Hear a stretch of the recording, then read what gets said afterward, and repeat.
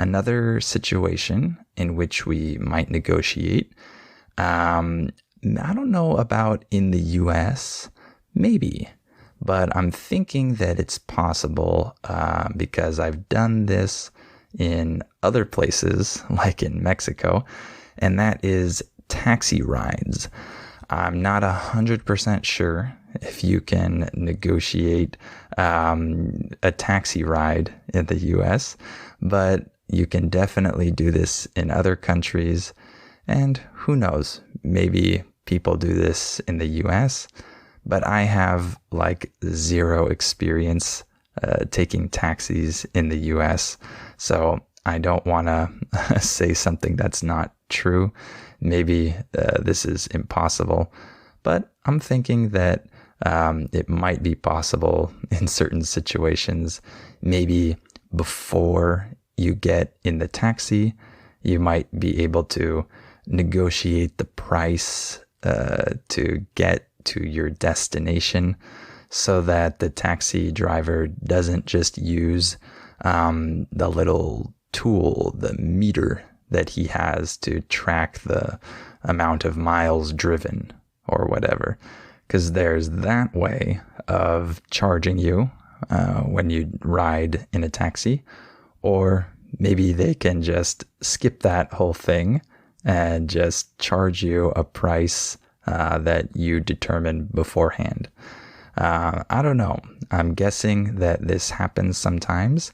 I've negotiated taxi prices in Mexico before, and this can be tricky. I've had a couple bad experiences with this, actually. I remember one time we agreed on a price before I got in the car. And then once I got in the car, then he kind of changed the price on me. He said, "Oh, you heard me that it's 300, right?" When I thought it was 200. And I said, "What? We said 200. And he said, "No, 300. But I was already in the taxi, sitting down, and we were about to go. And I just allowed myself to get scammed like that."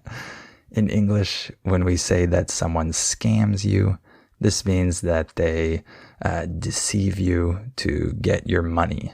So another way of saying this is that the taxi driver ripped me off. He was able to get more money out of me than he should have. But I just allowed it to happen, and I said, "Okay, 300. And then we left. So it can be tricky if you're dealing with someone, a taxi driver who wants to rip you off, or they think you're a tourist. It can be tricky to negotiate with taxi drivers. Another situation in which people might negotiate in the US is buying a car. So I've never done this at a car dealership. This is the place where they sell cars. This is a dealership. I've never done this before. I've never bought a car at a dealership.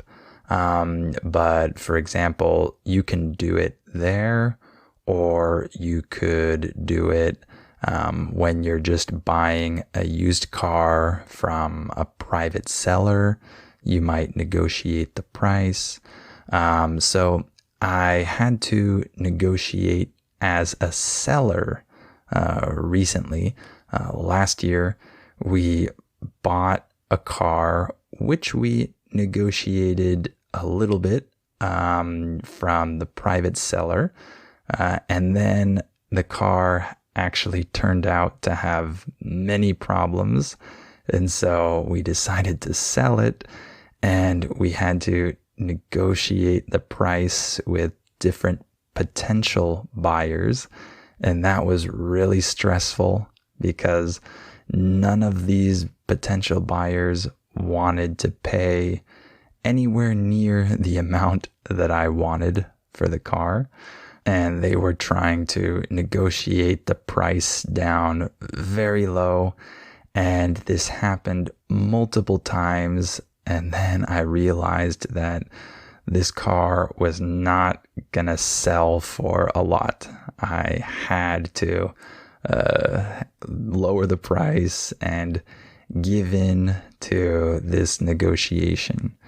In English, when we say that you give in to something or someone, we're saying that you surrender to it.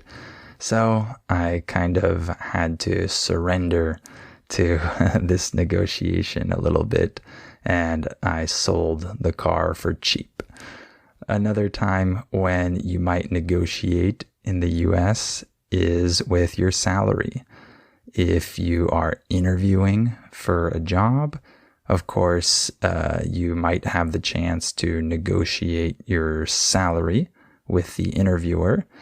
And if you want a raise when you already have a job, you might be able to negotiate a raise as well. That's pretty common. And then, of course, you can also negotiate big business deals. Maybe you have a job where you have to sell or buy or come to an agreement with another party, and you have to do this as your job. By the way, we can use the word party to talk about a person or people involved in some business deal or something like that. So the other party refers to the other person or the other people. So you might have to negotiate big business deals. For example, sports agents need to negotiate these big contracts for their clients who are these athletes.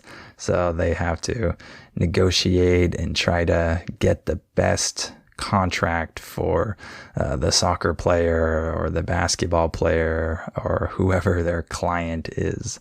So you might not be a sports agent, but maybe you have to negotiate big deals with other companies or businessmen or whoever it may be. So there is a lot of negotiation in different businesses.